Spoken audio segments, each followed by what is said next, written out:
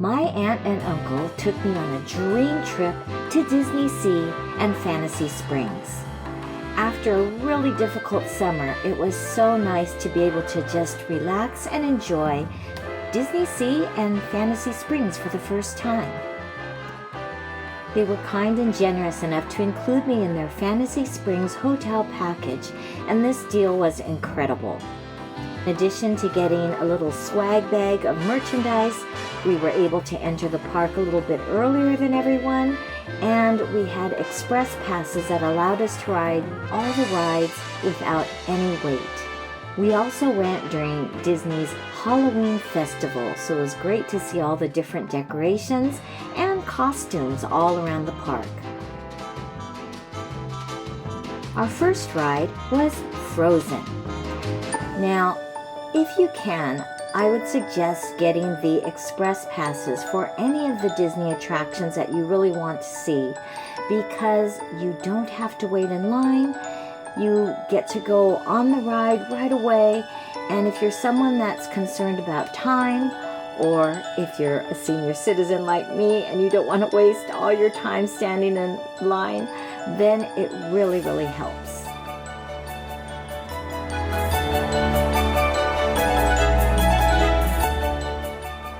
Now, my aunt and uncle are experts at every single Disneyland amusement park, so I left the entire itinerary up to them. And it was so easy. I just followed their navigation. Next ride was Rapunzel. I haven't seen the Disney movie of Rapunzel, but I do know the story.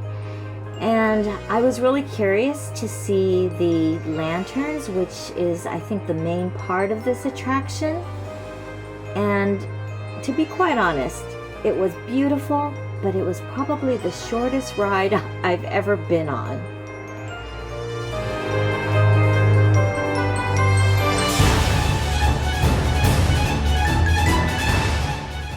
Now, sometimes rides might have unexpected closures or repairs being needed, so you have to be able to change your itinerary and be very flexible. So while we were waiting for one of our rides to reopen, we went on Sindbad's Storybook Voyage.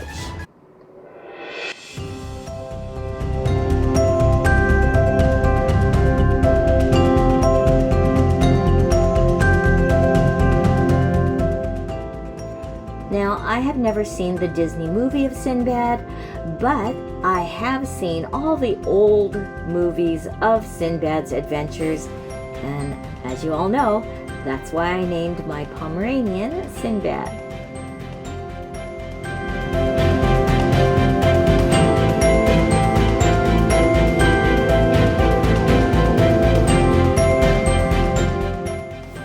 As we made our way to Peter Pan, we passed a lot of the famous popcorn booths. As you know, Disney is quite famous for their many flavors of popcorn, but it's really hard to eat one flavor all at one time, and then especially if you want to try another flavor, right? So I would recommend bringing plastic bags or Ziploc bags so that you can buy the popcorn and take it home and eat it at another time.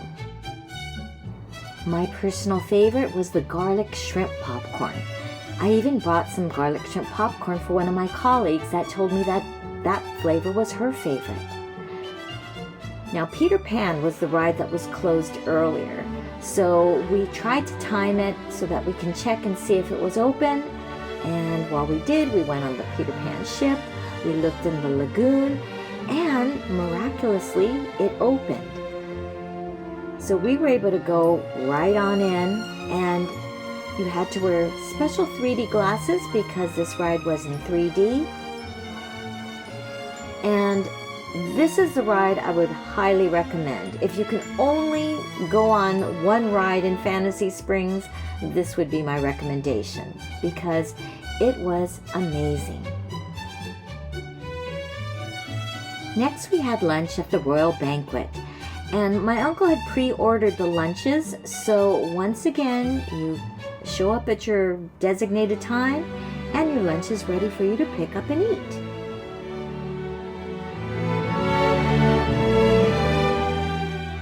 I I've been to the Disneyland in California many, many times, and I have to say, Disney Sea and their food is top-notch. I mean, look at this set. It was delicious.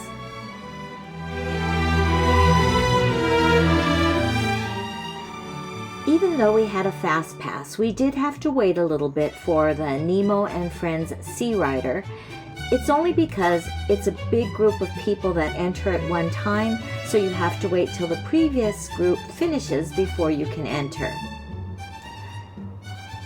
However, it was worth it. I love the sea and aquariums, and it was kind of a nice experience because you really feel like you're in the ocean with Nemo.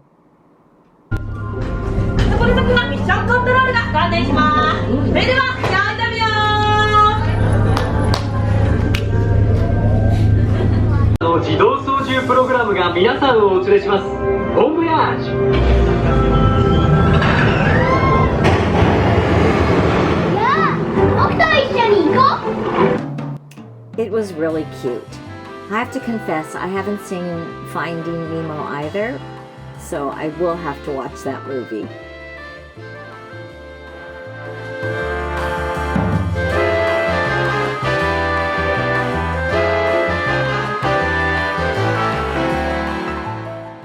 We continued walking to different parts of Disney Sea.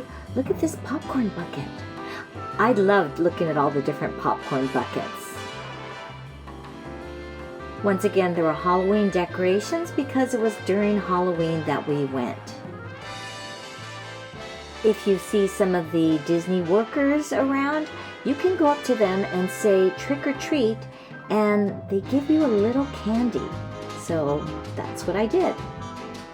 Yay! Our next attraction was the Tower of Terror. I've always wanted to go on this ride, but I'm a little nervous of elevators, so it was a little bit scary, but it was fun. I think it depends too on the people that sit in the same area as you. I couldn't film because I didn't want to lose my camera, but I enjoyed this ride a lot.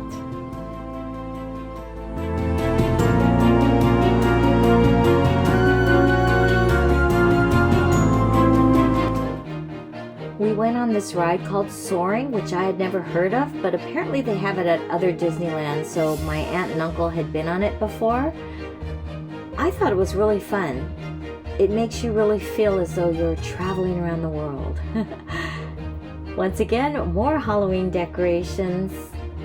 And you know, Halloween is my favorite holiday, right? We headed to Toyville Trolley Park, and we were going to the Toy Story ride, which I knew nothing about, but I would say that this is one of my favorite rides as well.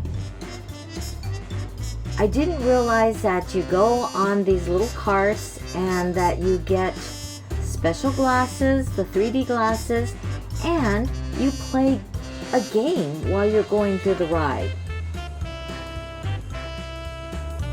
I had so much fun. I had no idea this was a game built in a ride. I was competing, I guess, against my aunt. My uncle was also shooting. I thought I was killing it.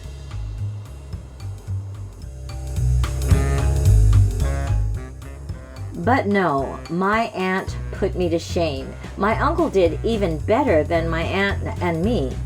So our final score, I had 68,100 points and my aunt had 92,600 points. After that we went outside because there was a show going on. It was some kind of trick-or-treat cruise.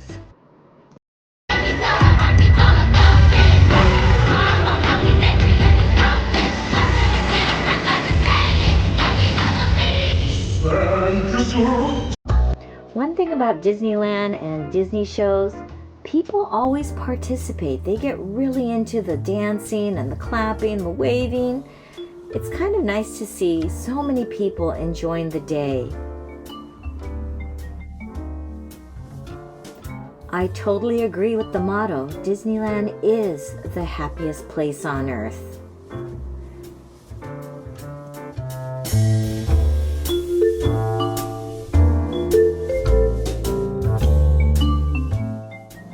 We had reservations for dinner at Magellan's. If you're looking for a really nice, luxurious dinner to treat yourself to, definitely this is the place to come. The course menu came with a fish dish and a meat dish, but they had a big variety of things on the menu. And the desserts here were fabulous.